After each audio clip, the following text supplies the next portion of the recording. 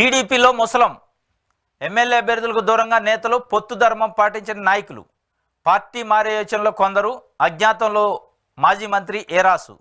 గందరగోళంలో పార్టీ శ్రేణులు ఇది ఉమ్మడి కర్నూలు జిల్లాలో పరిస్థితి ఉమ్మడి కర్నూలు జిల్లా టీడీపీలో గందరగోళం పరిస్థితులు నెలకొన్నాయి సార్వత్రిక ఎన్నికల నేపథ్యంలో అధికార వైసీపీని ఎదుర్కొనేందుకు ప్రతిపక్ష టీడీపీ సిద్ధంగా ఉన్న అంతర్గత విభేదాలు తలనొప్పిగా మారాయి మరికొన్ని ప్రాంతాల్లో టీడీపీ ఎమ్మెల్యే అభ్యర్థులు పొత్తు ధరం పాటించడం లేదనే విమర్శలు వినిపిస్తున్నాయి చక్కదిద్దాల్సిన అధినేతలు ఆ దిశగా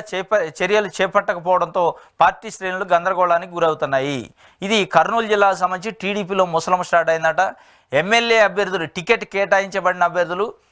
మిగతా రెండు పార్టీలకు సంబంధించి తెలుగుదేశం పార్టీ అభ్యర్థి అయితే బీజేపీ జనసేన పార్టీకి సంబంధించిన కేడర్ని నాయకులు కలుపుకొని పోవాలి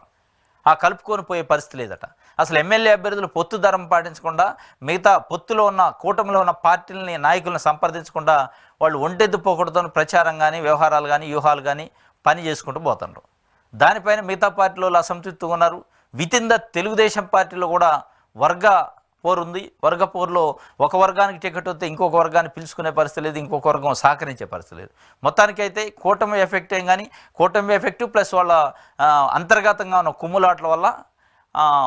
ముసలం స్టార్ట్ అయినట్టు ఎమ్మెల్యే అభ్యర్థులు ఉమ్మడి కర్నూలు జిల్లాలో చాలా దారుణంగా ఉన్నట్టు తెలుగుదేశం పార్టీ పరిస్థితి